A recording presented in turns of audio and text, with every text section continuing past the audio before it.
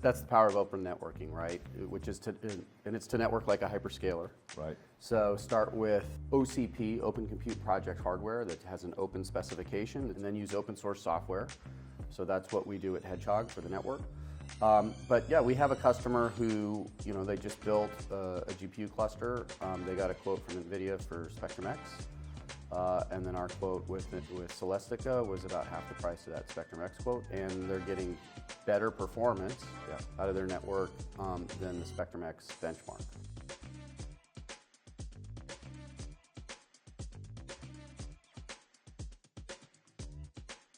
All right, so we're at EPS Global's Americas Sales Conference here in Andover, and I'm delighted today to be joined by Marc Austin, who's the CEO and co-founder of our partner Hedgehog.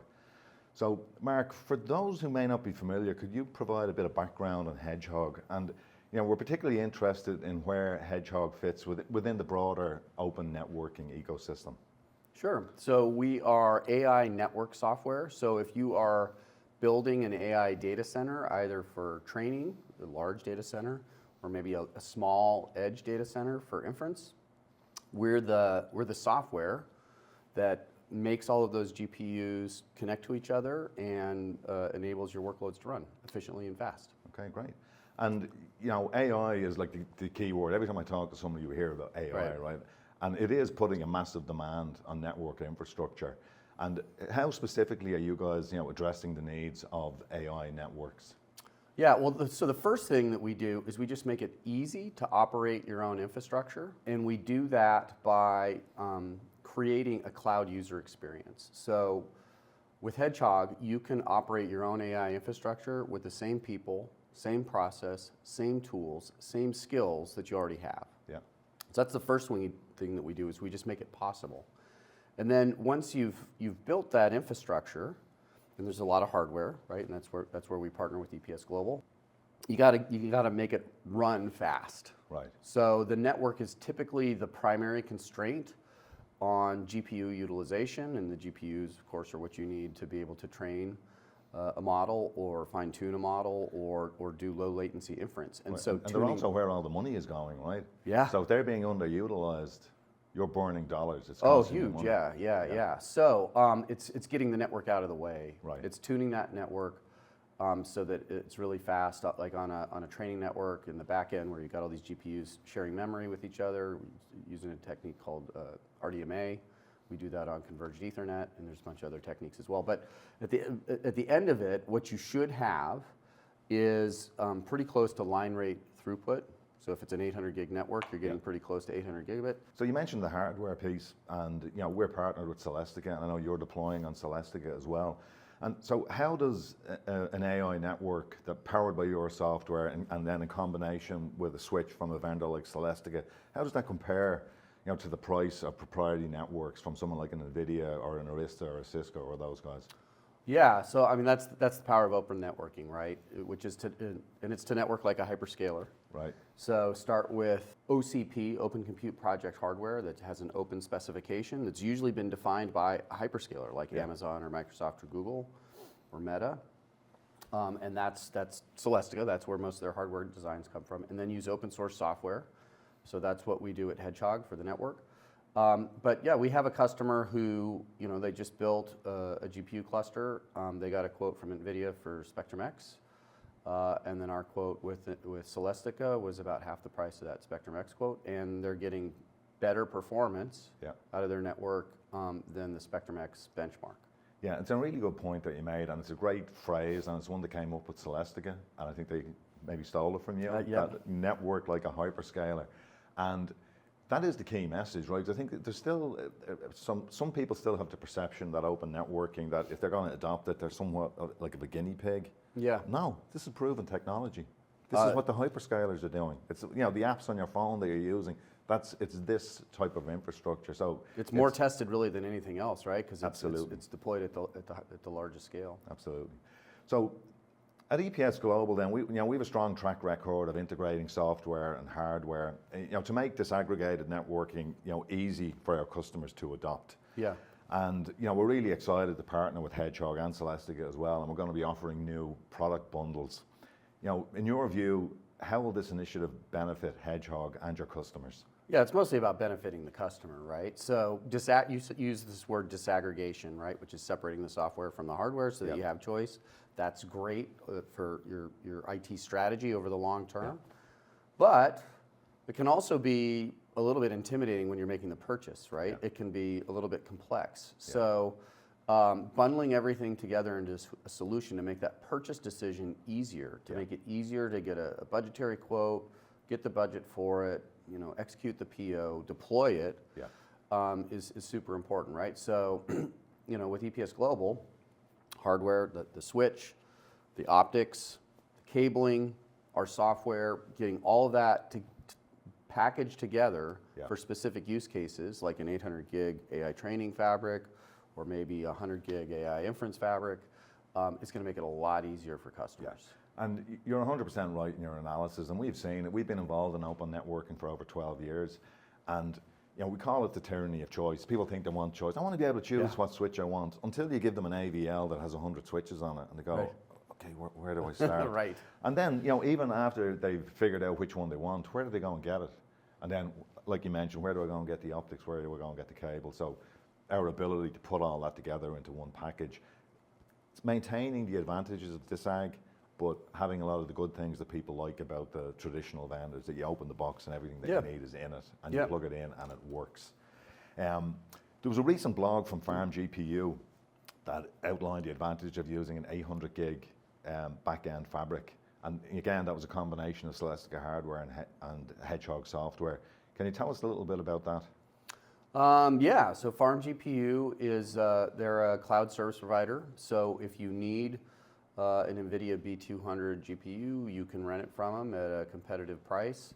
And what you're going to get out of that FarmGPU service is a really fast network that doesn't constrain your GPU performance.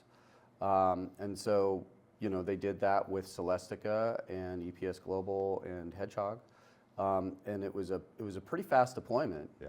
I mean, they were up and running from the time they got their equipment. Pretty fast in every way. In every way, yeah. But the deployment, the time to revenue is really important for anybody in the AI business, because you're making this massive capital outlay, and you better start monetizing it fast. So that's a big piece of what we do, is we automate the process of installing and configuring your network.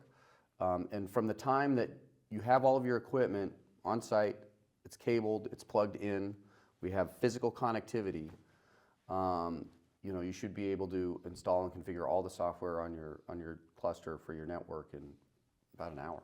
Yeah, and I noticed in the blog that they talked about some of the advantages you mentioned earlier in terms of the cost performance, compared to the Spectrum from NVIDIA. Really, really impressive numbers. So I think we'll put a link to that when we put this out. That fabric was 800 gig, right? So really, really fast. I was recently at the AI Infra Show, and we met there, and I saw in the Broadcom booth a new 1.6 terabit switch from Celestica. Posted something about it, and immediately had a ton of people really, really interested in it. What are your plans around this switch, and how much do you think that the availability of that switch will improve performance for neo-cloud companies? Faster is better, right? Always. It can never be too fast, right? Right. So it's a Tomahawk 6 based switch. The FarmGPU deployment I was just talking about is a Tomahawk 5 based switch. So we're really looking forward to starting testing our software on that with Celestica as soon as it's available. Yeah. So I would expect most cloud service providers, most AI data centers to start migrating to that Tomahawk 6 chipset. And it'll be faster, and it'll also have more features, right? So a lot of what we do in our software is we collaborate with Broadcom on the interaction between the ASIC, the application-specific integrated circuit, piece of silicon that's in the switch, and our software. Because to do these things really fast, you can't do everything in software. A lot of it has to be sort of pre-programmed on the ASIC. And so fully exposing the capabilities of that ASIC in the software is a big piece of what we do to get that cloud user experience we talked about with things like multi-tenant security, as well as top performance out of the switch. Okay, great. How's your experience been working with EPS Global? Fantastic. Great to hear. I mean, great group of people. Thank you for having us here at your event. And I think, look, if you spend any amount of time in business, and this is true in technology especially, right? Because in technology you can become really enamored with the tech and forget about the people and dehumanize business. But at the end of the day, you still have to do business with humans, right? And the people that you work with are make a difference. It's super important. So when we talk about, we were just talking about a customer deployment, like not everything goes smoothly every time, right? And so what you really want to have are partners you can really depend on to make sure that the customer is successful. Make sure the customer is successful. Not just on day zero deployment, but through the entire life cycle. And so we feel like we've got some really good partners, EPS Global, Celestica. And I'm highly confident that as a team we can make a lot of other people really successful too. That's great feedback, and we're very proud of the culture that we've built within EPS Global, and it's great to hear that that's evident, to our partners. So really appreciate that. There's a recent project from a joint customer of ours, Zipline, that's garnered a lot of attention, and I know you guys are doing videos about it and all the rest. Can you tell us a little bit more about what they do and our collaboration? Yeah, well, it's going to be coming soon to your neighborhood. Yeah. So Zipline does drone delivery. Yeah. They're live in Dallas, Fort Worth right now, and they're basically commercializing a logistics automation solution that they developed in Africa for humanitarian purposes. Food and medicine. And now it's delivering wings to people watching football. That's right. So if you're in Dallas and you're watching the Cowboys on Sunday, you're likely to see a commercial from Buffalo Wild Wings or Chipotle. If you order on the Zipline app for $5, you're going to get your wings or your burrito in less than 10 minutes. Less than 10 minutes. So what happens is a drone gets your order, it flies to the store. It picks up your order, it flies to your home, it finds a drop zone in your home, confirms with you that that's what you want, and lowers your payload, and it's still hot. Right. And that's where it's using the AI, right, figuring out where to go and how to navigate. Yeah. The future is here, people, right? This is like, it's Jetson stuff, isn't it? Yeah. Yeah, it's amazing. But those drones, they need AI to fly, right? They're computer vision models. Yeah. They need to be able to train those models. They need to do it cost efficiently to be able to scale like a hyperscaler to every city in America, and do it profitably at a really low delivery charge. So to do that, they're running their own infrastructure. They're doing it about a third of the cost of AWS. They're training computer vision models that navigate the drones, computer vision models that select the drop zone and drop it, and then they operate flight management software that keeps track of the airspace and schedules all of these deliveries. Yeah, it's amazing. It's amazing technology. Last question then, and we always try to look into the crystal ball, into the future. And it's a tough question, but in the next 2 to 3 years, what key disruption do you think will create the most significant opportunities in AI networking? And how can the partnership between EPS Global, Hedgehog, and Celestica, help to drive that innovation?